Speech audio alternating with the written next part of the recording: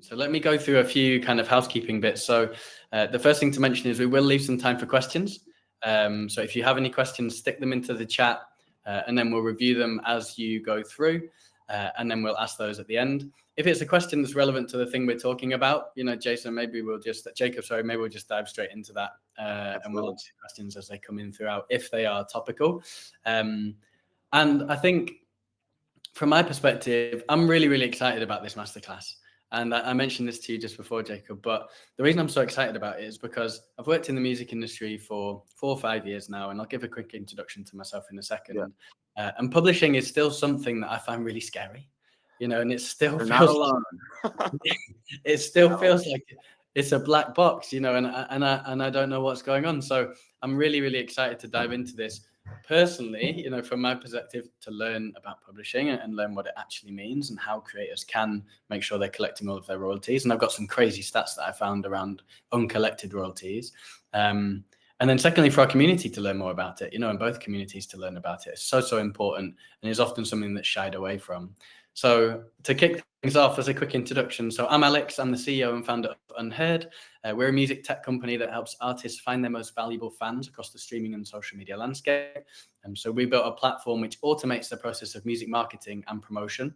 So whether that's you want to run automated ads on Spotify, on TikTok, on Instagram, or you want to pitch to playlists to drive consumption, and these are high quality, well-curated playlists, or everything in between. We have a 90-day release cycle builder, loads of cool tools on the platform. And we've been going for 3 years. And I think, we share similar missions to the Kobalts of the world, in the sense that it's empowering artists. It's giving artists what they need to create sustainable careers. We work with 185,000 artists from around the world. We're a small team. We keep it really lean. And I'm excited to be able to work with Jacob today to share some insights on publishing. And I'm really excited to welcome Jacob. Thank you. It's great to be here, Alex. It's great to connect. And we're genuine fans of Unheard. And we're really, really excited to be here and to hopefully help shine light on what you said can be a very confusing, but is actually an incredibly important part of the landscape. So I'm really excited to get into it. Amazing. And look, we're really privileged to have Jacob here today, because Jacob's the VP of Platform Growth and Brand Strategy at Kobalt, where he drives the development and expansion of the company's global platforms. And he's a founding member of the KOSIGN team. So we're really, really lucky to have him. And thank you, Jacob, for giving up your time. Could I start with a question about you? So are you able to tell us a little bit about you and your journey for the audience? Absolutely. I stumbled into the music industry, I think, like a lot of people, from just sort of being a musician my whole life. Like growing up playing instruments, I was really into playing trumpet, then piano, then guitars. That sort of transitioned to playing in bands in high school and writing music and sort of just becoming a studio rat. And when I graduated from college, I didn't really know what I wanted to do, but I knew that my only genuine thing that I cared about was music, and that it just felt strange to be doing anything else. And I actually walked in the door almost 10 years ago at Kobalt, like literally as just like the intern. Didn't know a lot about publishing, but was able to luckily get this internship. Someone took a chance on me. And then I think immediately realized that publishing really hit so many of the notes that I was interested in music, especially around focusing on the songwriting process, focusing on producers and songwriters and artists. And as you said, it's sort of an overlooked part of the industry, and we can get into what is publishing, obviously. But, I really found a home at Kobalt. I identified with their philosophy around really putting artists first and trying to lift up sort of like independence. And, I've had a few different jobs at Kobalt. I've worked for our CEO, worked on our A&R team. And then when the time came to think about launching a new type of platform, a new type of publishing platform, which became KOSIGN, I just knew it was an awesome challenge. And we launched just under 8 months ago. And it's been growing really kind of like exponentially since launch. And that's sort of my background. But I always came from music first, from just loving the songwriting process and wanting to help other artists and songwriters. I love that. And we'll come on to what KOSIGN is shortly as well. But, you said it yourself. I think what is publishing is probably a great place to start. So take me as a complete novice, or people on the call who might not know what it is. How would you describe it in the context of music? Yeah. So what I would say publishing is, there are a few different definitions, but as a in terms of music and the music business, I would say that publishing is the business of making sure that artists and songwriters and producers are paid every time their songs are played. And that's wherever those songs are played, whether they're played on, a streaming platform like Spotify, Apple Music, or YouTube, whether the song is played on the radio, whether the song is played live on stage, whether the song is played because someone went to the vinyl record store and bought a limited edition record, right? So if you are writing songs and those songs are being purchased or played somewhere, you're owed royalties, and those royalties are called publishing royalties. And that's like the most basic definition of what is music publishing. It's the business of making sure as a songwriter, you are getting paid when your music is played. Okay.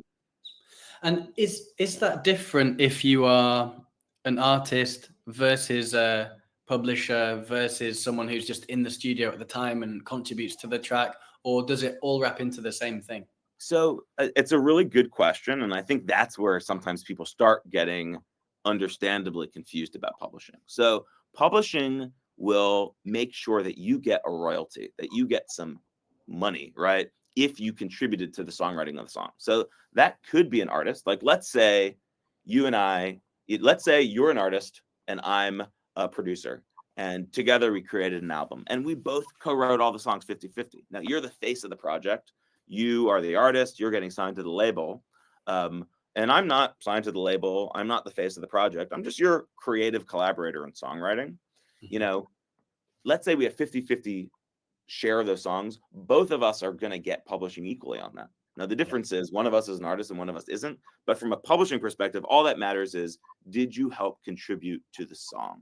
Did you help write the song? And like, that's the business that we're in, is making sure that, yes, artists are part of the publishing equation, but so are producers and songwriters who have never put out music under their own names, but still are important contributors to a song and still do get a slice of the royalties. And the problem of, well, how do those people get their royalties? That's the problem that publishers solve. Understood. Really clear. And then just to kind of wrap this in a bow, I suppose, and talk about artists for a brief second, and I guess recording royalties. Yeah. So the difference there is that the artist is the performer. They are the one, like you said, who's got their face to this, and they collect on the recording royalty side. And the publishing is only those that have been involved in the creation of that. Exactly. And as you said, I think there are two different things. So the way I would say to people is, like, in every song that's living on Spotify, that's out in the world for purchase, that's played on the radio, there's two copyrights. There's the sound recording, and that goes to the artist. Or if the artist is signed to a label, that goes to the label, right? That's one stream of revenue. The second stream of revenue is the song or the publishing, right? That's the songwriting. And it's a totally separate stream of revenue. And I think where a lot of artists especially get confused is, you collect your sound recording revenue. Like, let's say you're an artist, right? And let's say, this is just an example, you write all the songs 100% yourself, right? And you put them out on a distributor, or maybe you're signed to a small label. The issue is, you get paid your sound recording royalties by default, because you can't get your music onto Spotify without going to a place like CD Baby or TuneCore or DistroKid. And by definition, they pay you your sound recording royalties. So I think a lot of artists out there, they might start building their career and they're putting out music independently and they're getting paid some royalties from maybe their distributor like DistroKid. And they think, well, I guess I'm getting paid my royalties. This is great. But the problem is that the publishing side, the songwriting side, you just don't get paid that at all by default. The only way to get paid that is by raising your hand and jumping through like very specific hoops to do it, which, by the way, feels crazy. It feels wrong. It feels like it should be something that just happens automatically, but it doesn't. And that's what publishers solve. Like, that's what, when we launched KOSIGN, we wanted to solve, is to say, look, we have a whole generation of artists and also their producers and their songwriters who have up to $1 billion in publishing royalties that they should be getting paid. And none of them are getting paid it because either they don't know it exists, or it's too complicated to go out and get that money on a global scale. Every country has a different system to do it, which you can get into. So, but to your point, it's true. Like there are two different types of royalties. One Mm-hmm. for artists based on the recording, the Mm-hmm. other for the artists, but also the songwriters and producers based on the song. And that second one is the publishing, and it's much less obvious how to unlock that revenue from the system. And that's what like our job is, to help artists unlock that revenue. Love that. That's really clear. I'm really getting into this, and I think, okay, can we just talk about the process? So, okay, I've created my track now. I've sat in the studio. I've co-written with an artist or whatever it might be. The artist is now ready to upload that to the distributor. How do I raise my hand, as you said? Or, okay, let's delineate. How did I raise my hand before KOSIGN, perhaps? So, right. So, I mean, so the key, there are a few key things you have to do even before you get to that spot. And this is sort of advice that I would have to any artist, any songwriter, producer. So the first thing you have to do is you always want to be upfront by the time a song comes out about who are the collaborators or the co-writers on the song and what are their splits, right? So that's my first advice would be, don't be shy if you're a producer, if you're a songwriter, or if you're an artist, and just saying, hey, before we put the song out, let's just agree on the publishing splits. And different people approach it different ways. It's common, like let's say you and I worked on an album together. It's often common that we would just split it 50-50, right? Like Lennon and McCartney famously just said, hey, every song we write together is just gonna be 50-50. That way we don't have to fight every single time we put out a song, right? So step one is to understand what are my splits and what are my co-writer splits, and making sure that they add up to 100. Once you've done that, the key process is that you need to take the name of your song and your name and your co-writers' names and their splits, and you need to send that information to what are called collection societies around the world. So in the UK, you have PRS, right? They are your Performance Royalty Collection Society, and you can join PRS, affiliate, become a member. You get something called an IPI number, and then you can send them, hey, I have a new song. I'm Alex. It's my project. The name of the song is, Webinar Masterclass, and it's me and Jacob Palmer 50-50, right? And then PRS will take it, and they'll look for any performing royalties in the UK. They'll collect it, and they'll pay it to you. So that's the basic process, is making sure you know the name of the song, the co-writers and the splits, and that you register them. Now, where it starts to get complicated is that every single country has their own version of PRS, right? And by the way, that's only half the publishing royalties, because there's also a type of royalty called mechanical royalty, which is different from performance, right? So as you can tell, it's like your mind starts to explode where you're like, oh my God, we have hundreds of countries. Each of them have multiple royalty types. And that's where, to answer your question, what should you do?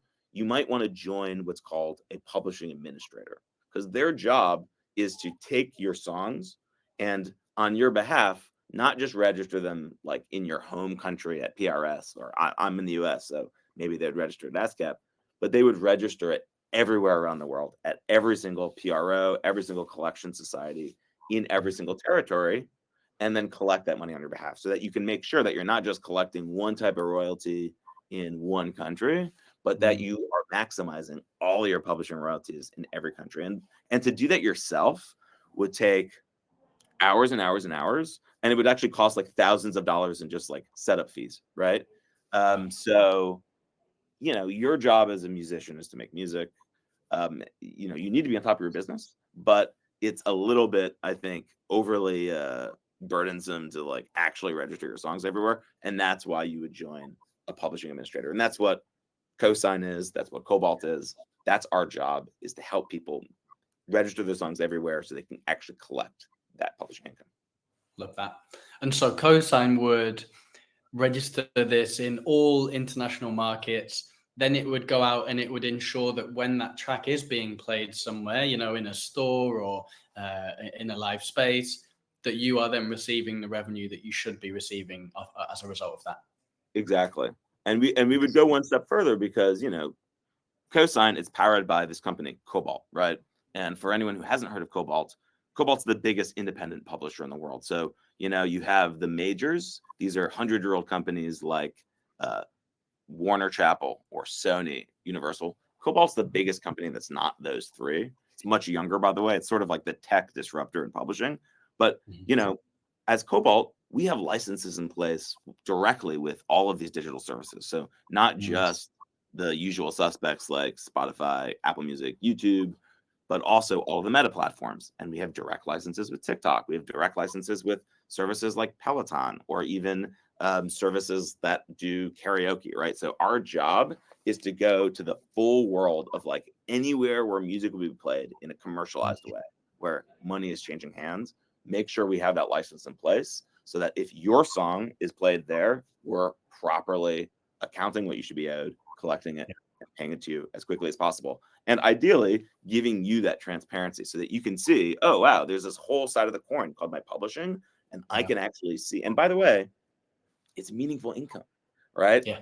A lot of, especially artists, they think they have their bases covered and they're struggling. And it's like, wow, like I need this to pay more. And it's like, well, you might be leaving 20, 30, 40% of your income totally on the table because you're not collecting or publishing at all, because, you know, it's complicated. A lot of people don't know it exists, or you're like under collecting. Maybe you just signed up the PRS, but you're not also collecting your international royalties or your mechanical royalties. So for us, like our core mission is to just make it as easy as possible for people to get paid all of their publishing income. Love that. And can I ask, just out of interest, Yeah. of the kind of, I guess, collection verticals or the places where the track is played, whether that's in a live space, in a shopping center, on streaming platforms, which is the biggest challenge to ensure that it's right for you guys? You know, do you have a pain point where it's really hard to identify when your track is played in an obscure cafe somewhere, you know, or look at that? It's like really interesting. So like the way we approach it is in a hybrid approach. So the old school collection societies, like the PRSs of the world or the ASCAPs of the world, they've been around also for almost 100 years.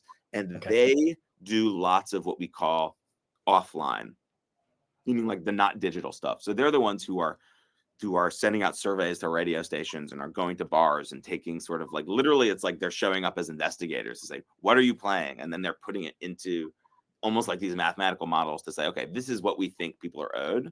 But what we are really good at doing at Kobalt and at KOSIGN is, and this is obviously a bigger and bigger piece of the pie, is scanning the digital world. So that's why it's so important for us. For example, we were the first publisher to have direct reporting with TikTok, meaning that we get a direct data, you know, we give TikTok a lot of very enriched metadata around our catalog, all the ISRCs, that's like the recording number, the ISWCs, that's like the work number, and lots of other metadata. And then they give us lots of metadata for us to be able to really, with a fine-tooth comb, understand the usage of our catalog and maximize the royalties there. So, you know, what we've really invested in is building the most sophisticated digital data apparatus to connect with platforms, get licenses in place with those platforms to really put that in place. So in terms of like, what's the most challenging? I think that the non-digital stuff can be really difficult. That's where we rely on like partners like PRS and ASCAP, because like they've been in that business for such a long time. I think on the digital stuff, the advantage we have is like we're just digitally native. Like we're a 25-year-old company, and a lot of our platform growth has happened in the last 10 years. So we built a machine specifically for the future of music publishing, where which is obviously digitally. One last thing I will say, and this is I think the next frontier, and no one has the perfect answer yet, is AI, right? Because that's a whole new challenge of I guess the word we'd say maybe is attribution, right? Meaning, how do I know if this is tying back to my song versus someone else's song? How do I know if I should get paid versus someone else? Now there's a whole new generation of companies that are training generative AI models on music. And by the way, some of them Kobalt has licenses with. Now, they're opt-in. Like if you sign up to KOSIGN or Kobalt, you're not going to be forced to have your music be trained by AI. But Kobalt recently publicized a deal with a company called 11 Labs, where members of the Kobalt, writer family can choose if they want to opt in. And I think that is the next frontier of like, well, how do you attribute that? So it's challenging, but it's also exciting. And it's always going to be the core of our mission to make sure we're properly attributing and paying the owners of songs, most importantly artists. And I think that if that's done correctly, if it's done right, the AI opt-in, then it's an additional revenue vertical for you as an artist, which perhaps you wouldn't have otherwise. So I 100% see the benefits in that. Yeah, for us, it's about, is it transparent? Do we understand the terms? Do the artists understand the terms? And are they being fairly compensated? So if all those things are yes, then we'll raise our hands and say, okay, this is an opportunity we'll bring to our artists for them to decide. If any of those things are no, then obviously that's just not something that we would consider to be ethical or you know, a successful vision for AI. Yeah. And can I ask, how does the revenue per listen, for example, differ between, you know, the live side to a stream to played on social media, or does it, or is that not really something that you factor into the equation? You know, it's such a good question. Every single platform has its own, often very complicated formula for how they pay royalties. And it's never like a play per listen, which is sometimes counterintuitive because it's like, you know, when I grew up as a kid, it was still at the very end of like the CD era or then like the iTunes era, which is like, all right, I go and I pay $1 and I get it, right? But for like, for example, for Spotify, the way it works is it's more about what percentage of all the listens that happened was your song. And maybe that's 0.000001%. Okay. You take that and then you say, now you get that percentage of the overall royalty pool. So as that, you know, as Spotify grows and there are more subscribers and they're getting more money, then their overall royalty pool is bigger. And then if you get that 0.001% of it, that will grow as well. So it's not like a set rate where it's like, okay, you get 1 cent per stream. It's, you know, we have these various platforms that are growing and they're dedicating 70%, for example, of their royalties will go to, you know, or 70% of their revenue will go to pay publishing royalties. And then you're kind of getting a piece of that pie. So it's interesting. It's the kind of thing that, you know, still isn't enough. Like we are very active in the industry and always fighting for a bigger and a bigger and a bigger share. But it is true that like as more and more platforms grow for fans to engage with music and to pay for it, it has really brought publishing revenue up and up and up. And that's why we're out here doing this today. Like we still, you know, for me, people talk about well, Spotify needs to pay more. And I say, yes. However, there's still $1 billion of publishing income that isn't making its way to the songwriters. So we are focused on solving that problem, on making it easier. If you're a songwriter or you're a producer, you're an artist, you should be getting your publishing revenue. And our job is to just make it easier for you to be getting that in full. And there's still so much work to do there. And how do you think we solve that problem, right? You talked about $1 billion a year goes uncollected. I actually read as well that half of that comes from the UK. I don't know if that's true or not, but in my research, it said half of that comes from the UK. So which I thought was mind blowing. How do we solve for that problem? You know, is it more tools like KOSIGN that make it easier to access those royalties? Is it a tool that flips it on its head and actually, you know, when the track is played, it sends it to the artist to say, hey, you have, you know, how do you think about that problem? I think it's sort of all of the above. I think step one is a lot of education. You know, that's part of why we're doing this today. You know, and I'm speaking from the KOSIGN perspective, right?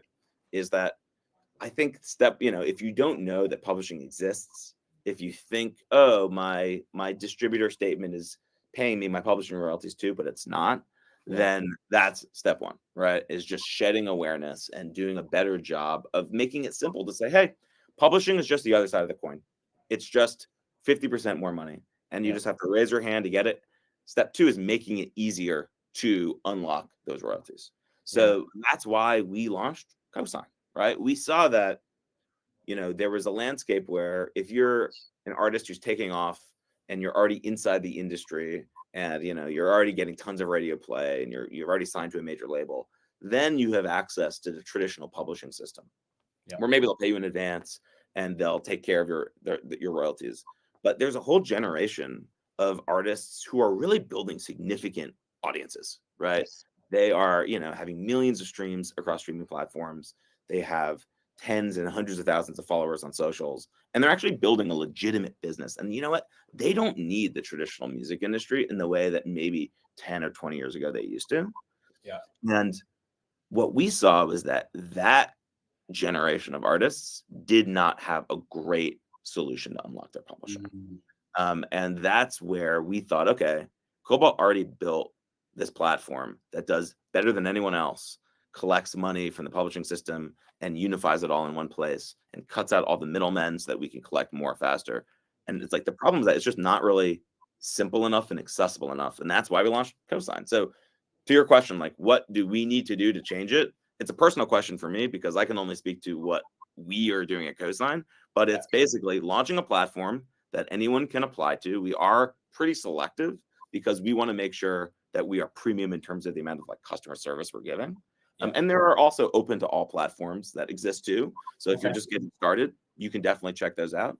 But I think for us, for like the producer or the songwriter who's making maybe even a few $1,000s a year and wants to be expanding that revenue, it's joining a platform like KOSIGN where it's just one place to deliver your songs once, get them registered everywhere, and then you're just getting paid quarterly. And it doesn't need to be complicated.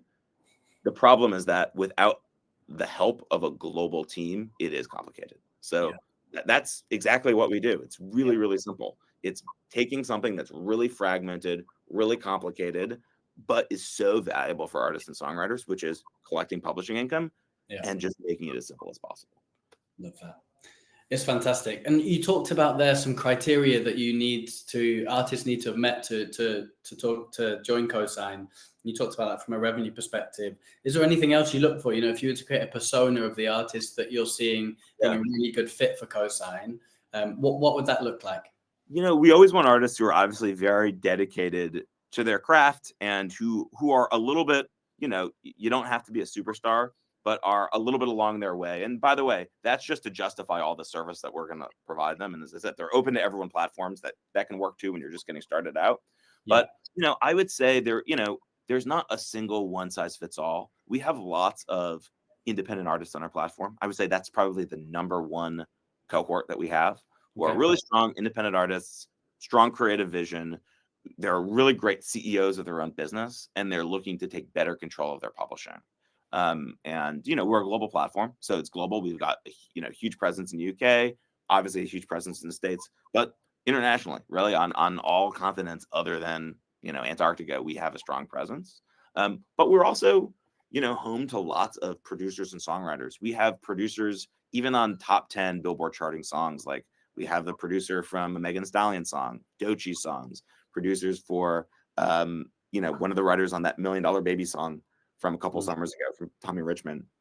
And then, so we have songwriters, we have producers, we have artists with viral tracks, we have bands who have been at it for 15 years and have really sort of like built a fan base. So, for us, it's anyone who's really invested in their career, who has started to build their business and who needs to take it to the next level in terms of maximizing their publishing income.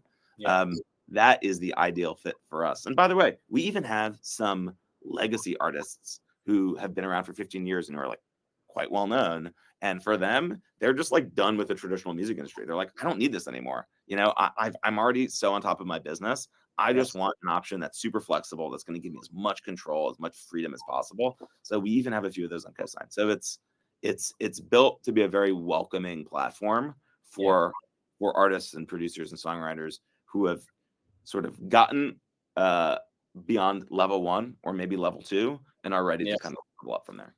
Yeah, love that. And when do you launch in Antarctica? You know what? I don't want to break any news that's embargoed right now. So just stay tuned. No, I mean we haven't launched in Antarctica, but maybe one.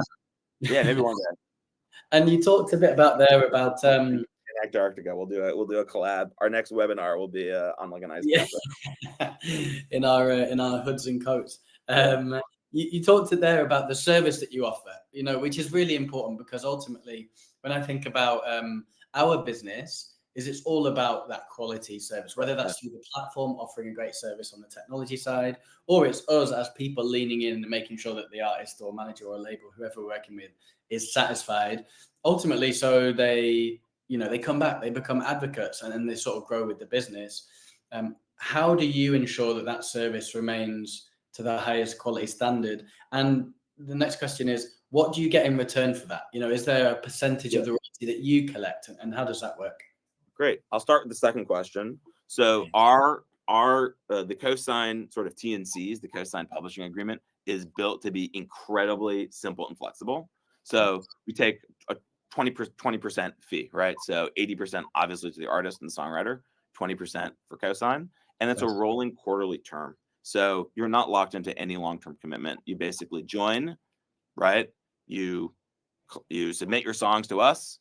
Our team registers them around the world. And when I say our team, I'm talking about the Kobalt admin team. It's not like, your songs will be registered and taken care of by the same 200-person admin team around the world that's doing this for Max Martin, for Bon Iver, for Skrillex, for Paul McCartney, for Sam Fender, for Childish Gambino, for Phoebe Bridgers, for Karol G, right? For Stevie Nicks. So really what cosign is, it's a way to tap into that system, but be able to leave anytime. And that's why so many developing artists love cosign, because they know, hey, maybe in 2 or 3 years, I'll do a more traditional publishing deal. That's okay. But in the meantime, you still need to make sure your catalog's straight. You still need to make sure you're collecting those royalties. Because by the way, those royalties don't last in the system forever. If you put out a song on Spotify and it gets 50 million streams, 18 to 24 months later, a lot of those royalties, if they're unallocated, they'll just get put into something called the black box, and they'll just be paid out to the major labels and the major publishers, and you'll never get them. That's why it's so important to be really, really proactive about registering those songs around the world as soon as the tracks come out. And that's what cosign helps you do.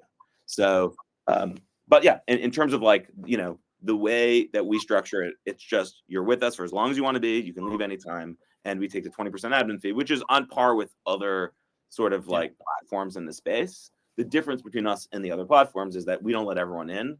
And that's, you said, how do you make sure that we can always sort of uphold a really high level of service? We're fairly selective. That said, it's really easy to apply, and we encourage everyone to apply. It takes 3-4 minutes. And by the way, sometimes people reapply, they'll get in the second time. We're just looking for you to be at a part of your business where there's frankly enough to collect out there that we can do the best job possible to maximize it for you. And if you're not there yet, it's okay. As I said, there are platforms that are open to everyone that are great ways of just starting. But if you are, if you're at that point in your business where you're making a couple $1,000s a year, that's where we can really help maximize your income. And by keeping it a little bit more selective, we're able to make sure we're just as responsive as possible. Because publishing can get complicated if things go wrong.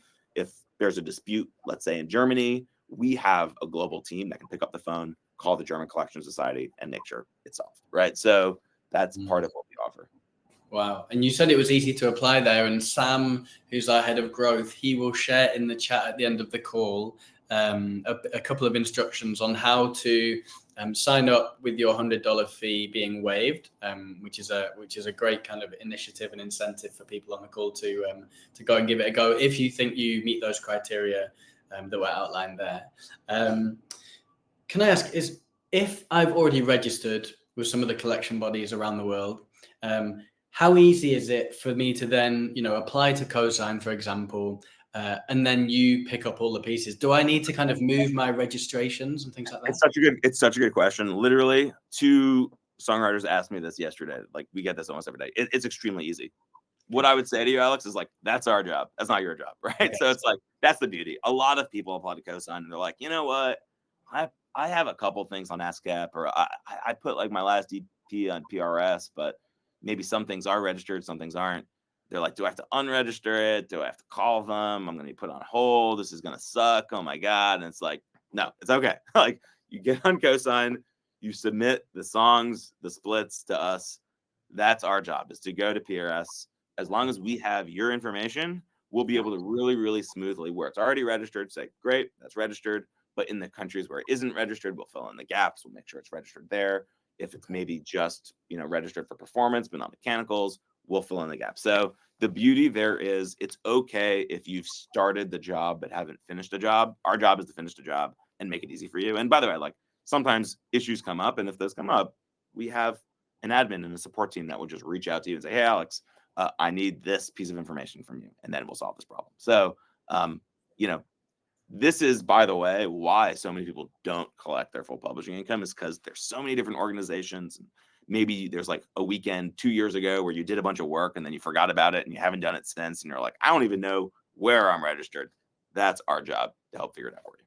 Okay. Yeah, that makes sense. One question I had is, So, and this is a slight change of direction, but just going back to the $1 billion that's left uncollected, I had a personal question about that, which was, how much of a dent into that $1 billion do you think we can make over the next 5-10 years? Do you think we'll get to a point whereby actually we see that whole $1 billion being collected because of innovative solutions like KOSIGN?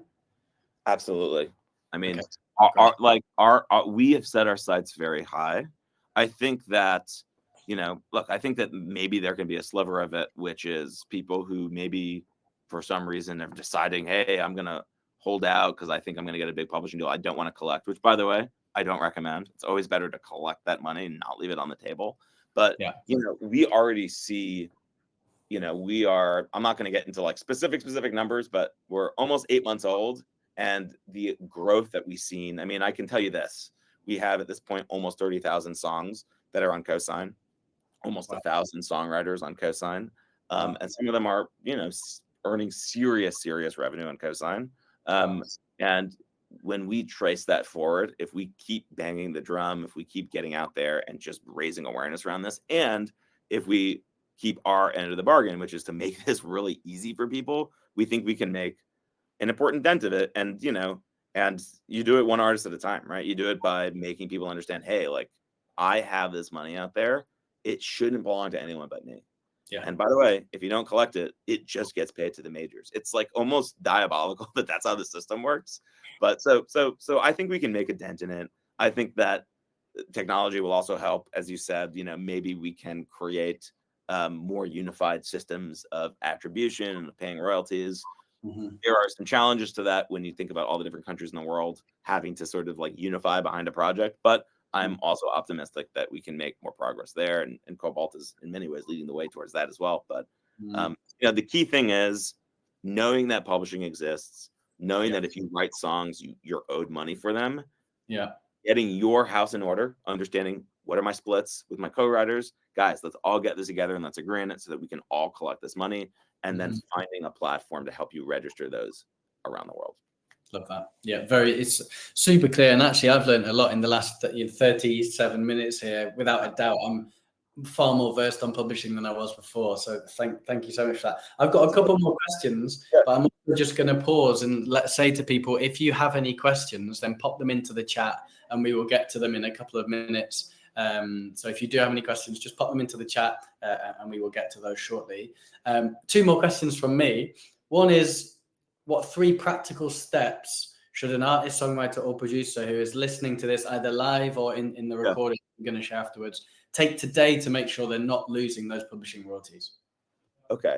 Number 1 is go through all of the songs that you've released and literally write them down and write down your name and the names of your co-writers and align on what those splits are, right? If you haven't done that, or if you're a band and you just haven't like talked about it, talk about it, right? It's an important thing. And by the way, it's not awkward. This is going to help everyone collect their publishing royalties, right? And what we in the business, we call that the Schedule 1 or the Schedule A, right? It's just a list of your songs, your names, your co-writers' names, the percentage that you guys have, and making sure it adds up to 100%. So super practical piece of advice, do that for your whole catalog. And moving forward, always make sure you do that for new songs. Step 2 is, I would say, find a publishing admin platform. I think if you're already a little bit further on in your journey and, definitely check out KOSIGN, learn more about us, apply to KOSIGN. It's free to apply. It takes 2 minutes to apply. And if you're just starting out and KOSIGN, you're not ready for KOSIGN yet, there are other options too, right? And step 3 is take that Schedule A, take those songs and submit them to that publisher, right? That is the thing that's going to unlock your publishing revenue. Their job, the publisher's job, is to send those songs and to every single collection society around the world, every platform around the world to make sure you're collecting. So, those are the 3 most basic things you need to do.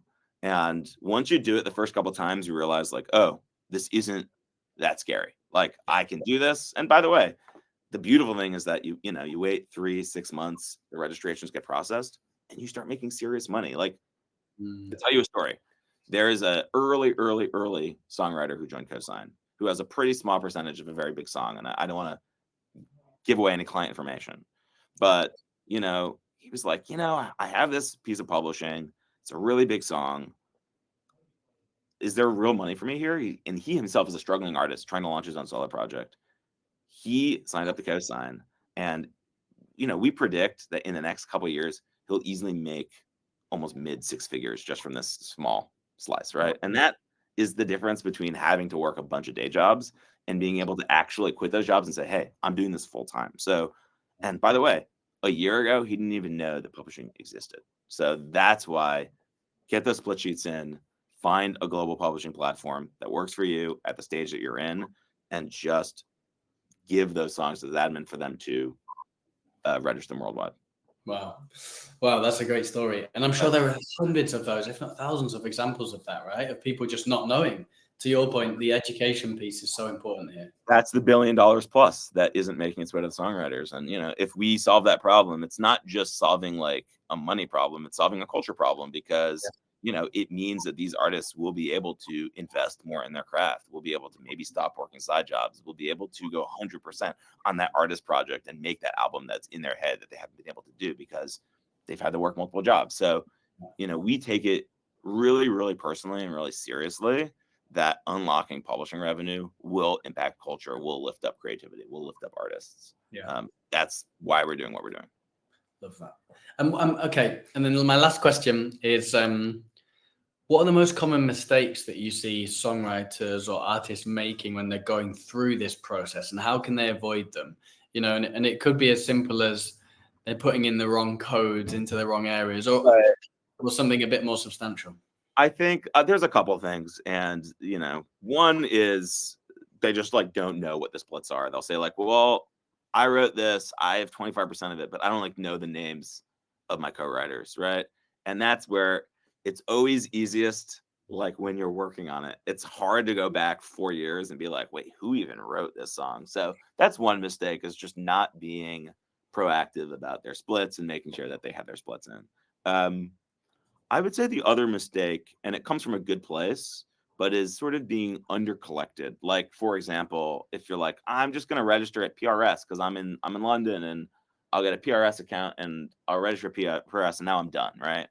And there, I think it's just people don't fully realize that publishing is global, and that in order to really maximize your income, you want to be registering directly in every single country and across every single type of publishing income. And that's why finding a global publisher can be really helpful, because they will register the song not just in your home country, but in every country around the world, at every platform around the world. Like for KOSIGN, we actually have direct deals in place in most of the world with streaming services. So we can even bypass all of the traditional PROs who, take their own cut and just go directly to the source. So, I would say mistake number one is like, you just don't know who wrote your songs. Mistake number two is you kind of register it in one place and then you forget about it. Love that. Thank you so much. That's really clear. And we've got a few questions. So I'm going to dive straight into to these now, Jacob. So the first one is from Xanthi Miller. So Xanthi, thank you for listening. Jacob, the question is, as streaming grows globally beyond first world markets, what is the bespoke KOSIGN process to assist artists, producers, and songwriters to translate song album ownership and descriptive metadata into local languages? For example, China and India are known for not accurately paying artists for streaming in their countries by claiming incorrect metadata. Very specific. It's a very, very specific question. So it's an enormous challenge. We've invested literally millions of dollars in this. I would say it's a 2-tier process. So one, which is not just for the markets that you mentioned, but for everywhere, is like we've just invested literally millions of dollars in what's called ISRC and ISWC matching processes. Now, this is, if people's eyes start glazing over because it's so boring, I'll keep it to 30 seconds or less. But what that means is taking the name of your song and your co-writers and doing intense machine learning data scraping to match it to the correct metadata. Because we've actually found that often, like, songwriters and producers and artists might give us incorrect metadata. And rather than like blaming them and saying like, you have to do better, it's actually just better for us to do our jobs correctly and invest in data science approaches to take what you give us and clean it up. So step one is we've literally invested millions of dollars, and we have whole teams that clean up data in order to have the most pristine set of data that we then can register around the world. When it comes to emerging markets, China, India, where there are challenges, that's where we sometimes will work with partners called sub-publishers in order to have the best possible chance of maximizing our income. What a sub-publisher is it's a local publisher in the local territory that's expert in their territory, that has very deep relationships in that territory, that help a global publisher collect in that territory. In general, for Kobalt and KOSIGN, we don't do that because we're such a global company. We don't really need help. But for example, in India and China, we will do that. And what I'll say, Xanthi, is that in cases where that happens, sometimes people say, well, what percentage are you giving the local publisher? What we do is that we absorb that cost, not the writer. So the writer's 80% that they get is always based on what's initially collected, like in India or China. We don't take their little share off the top. So where we do work with sub-publishers, that's the term that used in the industry, we absorb that cost entirely. We don't pass it on to the writer. So yeah, getting the best data we can and working with the best partners we can, and just being advocates to globalize data. And another thing I will say is that for streaming specifically, we just built our own PRO for streaming data internationally. So in India, for example, rather than go through like local collection societies, we use a PRO called AMRA, which is owned by Kobalt Music Group. That is a digitally focused PRO outside the US. And that way we can control the data better ourselves. So it's a multi-pronged approach, but we are like literally invested millions and millions of dollars in solving that problem. Fantastic. There you go. Thank you for the questions, Xanthi, and thanks for that. More info than people wanted, but it's a good question. No, it was great. It was great. And then Max has asked, good question again from Max here. Can I also apply to KOSIGN as a record label once we sign single pub agreements per single? Oh, interesting. So KOSIGN is really at this point largely direct to, it's a B2C platform in the sense that it's individual writers with accounts. But I would encourage, if you're a record label, feel free to just email us. You can reach us at team@kosignmusic.com. We're always happy to look to see if we can try to create some sort of bespoke record label solutions, but we're built really for individual artists. But always feel free to connect with us. You can find me on LinkedIn, and always happy to look at the record label and see if there's some way we can help. Fantastic. Thank you so much, Jacob, for that. And then Patch asked about the discount. So it's a good time for me to just cover those off now. So Patch, to be clear, and for everyone on the call and those watching the recording, just to be clear, is unheard artists can use the code unheard2025 at kosignmusic.com/apply. And accepted artists will get the $100 sign-up fee fully waived. And then in terms of the pro membership, so just for attending this masterclass, you can get a 40% off a pro membership with Unheard. So that's on the Unheard platform. The $100 application fee is being waived on the KOSIGN platform. And that 40% off is for the Unheard platform, which you can apply that discount code Masterclass upon checkout. So those are the two things that we're offering for those that have joined today's masterclass session.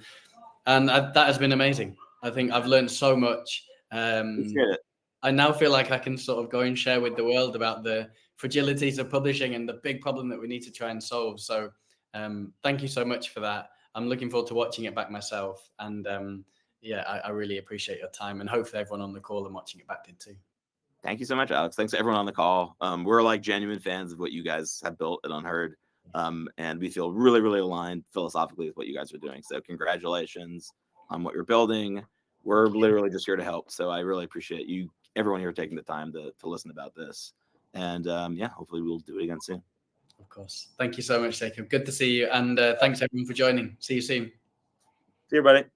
Cheers. Bye-bye.